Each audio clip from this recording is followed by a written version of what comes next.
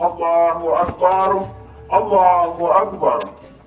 Allahu Akbar kabira walhamdulillahi katsira wa subhanallahi bukratan wa asila. La ilaha illallah wa la na'budu illa iya mukhlisin lahuddin walau karihal kafirun.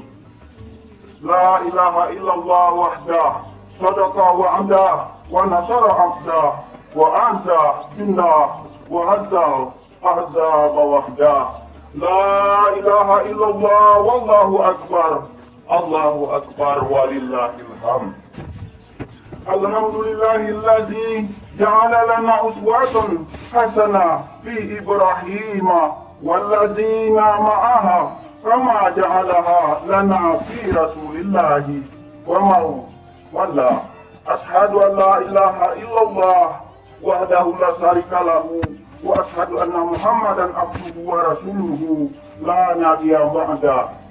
Allahumma shalli wa sallim wa barik ala nabina wa habibina wa maulana Muhammadin wa ala alihi wa ashabihi wa man ittaba'ahu ila yaumil qiyamah. Amma ba'du, wa ya ibadallah usikum wa iyaya nafsi bitaqwallah faqad fazal muttaqun.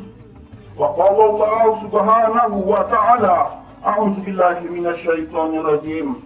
Bismillahirrahmanirrahim. Wa man ahsanu dinan mimman aslama wajhahu lillahi wa huwa muhsini wattaba'a millata Ibrahim hanifah wattakhadallahu Ibrahim khalila. Bapak-bapak, ibu-ibu, kaum muslimin dan muslimat, saudara-saudari, jamaah salat Idul Adha yang dirahmati Allah. Judul khutbah kita pada khutbah Idul Adha ini, pendidikan nilai dalam kisah Nabi Ibrahim alaihissalam. Pendidikan nilai dalam kisah Nabi Ibrahim alaihissalam. Mari kita agungkan hari raya Idul Adha ini dengan mengumandangkan tasbih, tahmid, tahlil, dan takbir sebagai ungkapan rasa syukur kepada Allah Subhanahu wa Ta'ala atas segala nikmat yang tiada terhingga bagi kita sekalian, terutama nikmat Islam sebagai jalan hidup dan nikmat Al-Quran sebagai pedoman hidup. Dalam pada itu, mari kita mohonkan selawat dan salam kepada Allah bagi pemimpin kita, suri tauladan kita, Nabi Muhammad SAW, yang telah memberi contoh hidup dari nilai-nilai luhur yang diabadikan di dalam Al-Quran. Kaum muslimin dan muslimat yang berbahagia, Idul Adha dengan ibadah kurban yang menyertainya menyimpan rangkaian kisah yang syarat dengan pesan nilai-nilai luhur yang insya Allah sangat relevan untuk kita terapkan di masa sekarang. Sehubungan dengan itu, mari kita gunakan kesempatan pagi hari ini untuk sama-sama bertafakur, bertadabur, menghayati nilai-nilai luhur yang dimaksud. Allahu Akbar, Allahu Akbar, Allahu Akbar. Kaum muslimin dan muslimat rahimakumullah. Nilai-nilai sungguh menduduki tempat yang sangat penting di dalam kehidupan, baik dalam konteks individu maupun konteks kelompok dan masyarakat.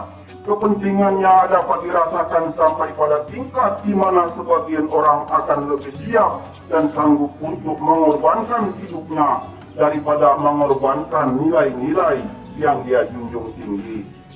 Nilai-nilai itu merupakan pedoman dan menjadi daya pendorong dalam hidup seorang maupun kelompok.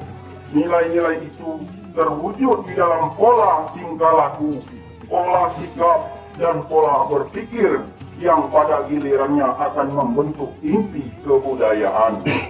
Atas dasar itulah, nilai-nilai sangat berperan penting dalam proses perubahan sosial. Artinya, apabila kita ingin melakukan perubahan sosial, maka kita harus lebih dahulu mengubah pola pikir. pola sikap dan perilaku seseorang atau masyarakat. Dan semua itu harus didahului dengan usaha mengubah nilai-nilai yang dianutnya. Kaum muslimin dan muslimat yang berbahagia, sejak beberapa hari yang lalu, sebagian saudara kita di Tanah Suci sedang menunaikan rangkaian ibadah haji. Sementara sebagian yang lain termasuk kita di tanah air akan melaksanakan ibadah kurban. Ibadah haji dan kurban merupakan kilas balik dari fragmenta perjalanan hidup penuh nilai dari Nabi Ibrahim alaihissalam beserta keluarganya, yaitu nilai cinta mahabbah, nilai juang mujahadah, dan nilai pengorbanan tadiah yang dipersembahkan dengan tulus ikhlas kepada Allah Subhanahu wa Ta'ala. Nilai-nilai inilah yang pada akhirnya cerita membuat Nabi Ibrahim alaihissalam memperoleh pengakuan tertinggi dari Allah sebagai Khalilullah, kekasih Allah, kesayangan Allah. Wa man ahsanu dina mimma aslama wajhahu lillahi wa huwa muhsin wattaba'a millata Ibrahim hanifa wattakhadallahu Ibrahim khalila. Dan siapakah yang lebih baik agamanya daripada orang yang ikhlas menyerahkan dirinya kepada Allah, sedang dia pun mengerjakan kebaikan, dan dia mengikuti agama Ibrahim yang lurus, dan Allah menjadikan Ibrahim menjadi kesayangannya. Selain pengakuan itu, nama beliau pun disebutkan di dalam Al-Quran sebanyak 69 kali dan dijadikan salah satu nama surat Al-Quran. Demikian pula doa beliau untuk menjadi buah tutur yang baik bagi generasi penerus dikabulkan oleh Allah Subhanahu wa Ta'ala. Semua itu memberi motivasi kepada kita untuk berusaha meneladaninya. Qad kana lakum uswatun hasanah fi Ibrahim wallazina ma'ahu iz qalu liqaumihim inna bura'u minkum wa mimma ta'buduna min dunillah. Sesungguhnya telah ada suri tauladan yang baik bagimu pada Ibrahim dan orang-orang yang bersamanya, ketika mereka berkata kepada kaum mereka, sesungguhnya kami berlepas diri daripada kamu, daripada apa yang kamu sembah selain Allah. Allahu Akbar, Allahu Akbar, Allahu Akbar. Kaum muslimin dan muslimat yang berbahagia, dengan mengikuti kisah perjalanan hidup Nabi Ibrahim alaihissalam dari tempat kelahirannya di Ur Babilonia, wilayah Irak sekarang, sampai ke suatu lembah sunyi dan berpenghuni dan tandus, tak berketumbuhan, yang di situ gelap beliau membangun Baitul Al-Haram Ka'bah. Kita akan dapat memetik beberapa pelajaran. Yang pertama, bahwa Nabi Ibrahim alaihissalam menghadapi pilihan alternatif nilai-nilai. Apakah harus memilih bertuhan kepada patung-patung buatan manusia dan benda-benda langit seperti berlaku pada tradisi leluhur mereka, ataukah memilih bertuhan kepada pencipta alam semesta? Apakah memilih tetap beriman kepada Allah dan mendakwakannya, tetapi mendapat hukuman dari masyarakat dan raja, ataukah memilih mengikuti mereka dalam bertuhan kepada selain Allah agar selamat dari ancaman hukuman mereka? Nilai-nilai memang harus dipilih, dan kemampuan memilih adalah salah satu fitrah yang dianugerahkan Allah kepada manusia. Atas dasar kemampuan itulah Allah akan meminta pertanggungjawaban manusia atas segala amal perbuatannya. Kaum muslimin dan muslimat rahimakumullah, di dalam memilih terdapat nilai kebebasan. Nilai sifat dasar manusia. Tanpa kebebasan, kemanusiaan seseorang akan tereduksir. Atas nilai kebebasan itulah maka segala faktor yang menyebabkan seseorang berada dalam keterpaksaan harus dilenyapkan dari muka bumi. Kondisi tidak berpendidikan, kondisi tidak sehat, dan kondisi miskin adalah faktor-faktor utama yang membuat seseorang jatuh ke dalam keterpaksaan. Orang tidak berpendidikan misalnya, seringkali terpaksa menuruti kemauan orang licik yang membodohinya. Orang sakit seringkali tidak berdaya menuruti orang sehat yang jahat. Dan orang miskin seringkali mengikuti apapun yang dikehendaki oleh orang kaya yang tamak. Kaum muslimin dan muslimat yang dirahmati Allah, pelajaran kedua, bahwa suatu nilai akan kokoh keberadaannya di dalam diri seorang apabila telah melalui pengujian dan pembuktian, bahkan pengorbanan. Allah menegaskan bahwa seseorang tidak serta-merta disebut beriman dan mendapatkan surga sebelum keimanan dan keagamaannya itu teruji. Amsibtum an tadkhulul jannata walamma ya'lamillahu allazi najhadu minkum wa ya'lamus sabirin.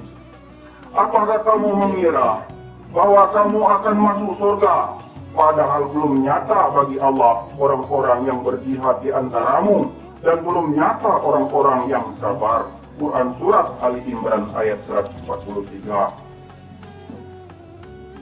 Kita dapat menghayati adanya pengujian dan pembuktian itu di dalam kisah perjalanan cinta Nabi Ibrahim alaihissalam kepada Allah.